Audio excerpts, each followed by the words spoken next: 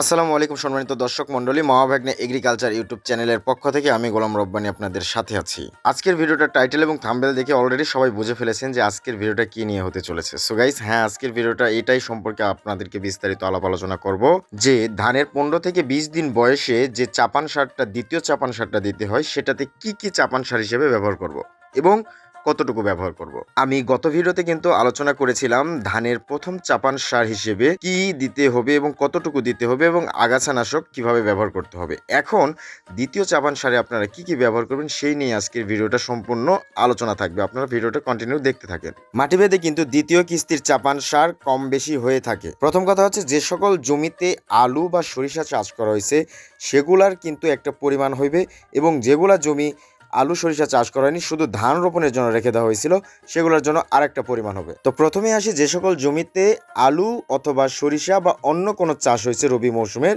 সে সকল জমিতে আপনারা চাপান সারে যেটা প্রথমে রাখবেন, ইউরিয়া সারটা কতটুকু রাখবেন। ইউরিয়া সারটা আপনারা ব্যবহার করবেন 8 থেকে 10 কেজি এবং এমওপি যেটা পটাশ সার আছে এইটা আপনারা ব্যবহার করবেন 15 থেকে 18 কেজি এবং ড্যাপ অথবা ডিএপি যেটাই বলেন, এইটা আপনারা ব্যবহার করবেন 14 থেকে 16 কেজি। এটা হচ্ছে যে সকল জমিতে আলু সরিষা বা অন্য রবি মৌসুমের যে কোনো ফসল চাষ করা হয়েছে সেগুলোর ক্ষেত্রে।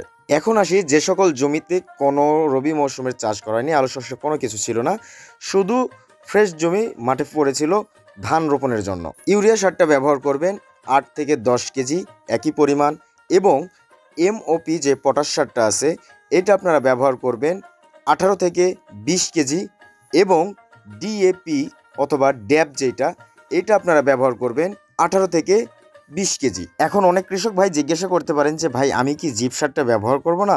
হ্যাঁ, অবশ্যই জিপ সারটা ব্যবহার করবেন, তবে এইটা চাষের শুরুতে দেওয়া উচিত ছিল। যদি না দিয়ে থাকেন সেক্ষেত্রে যে কোনো কোম্পানির যে জিপ সারগুলো আছে এগুলা কোম্পানির থেকে পরিমাণটা জেনে নিয়ে যে বিঘা হারে কতটুকু ব্যবহার করতে হবে, এটা আপনারা 15 থেকে 20 দিনের মধ্যে দিতে পারেন। আর যদি না দেন তাও হবে, তবে দেওয়াটাই উত্তম হবে। এরপর আসি অনুখাদ্যর ক্ষেত্রে।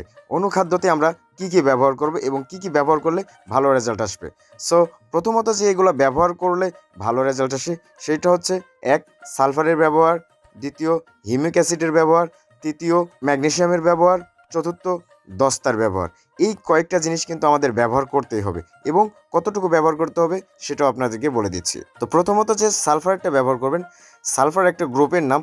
এটা মূলত বিভিন্ন কোম্পানির বিভিন্ন নামে তৈরি করে থাকে।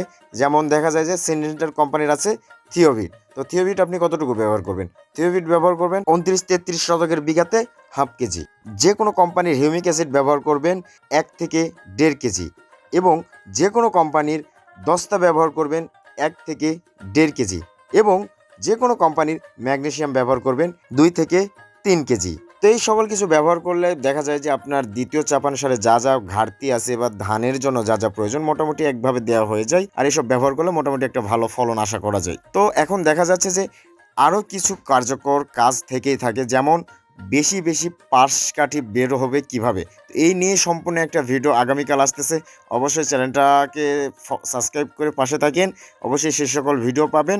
আর যে সকল কিছু বললাম এগুলো আপনারা ব্যবহার করেন কন্টিনিউ, ইনশাআল্লাহ খুবই ভালো রেজাল্ট পাবেন এবং এখান থেকে ভালো ফসল পাবেন এবং ফলন পাবেন। সবাই ভালো থাকেন, সুস্থ থাকেন। দেখা হচ্ছে পরবর্তী ভিডিওতে, পরবর্তী কোনো ইন্টারেস্টিং টপিক নিয়ে। ততক্ষণের জন্য আল্লাহ হাফিজ।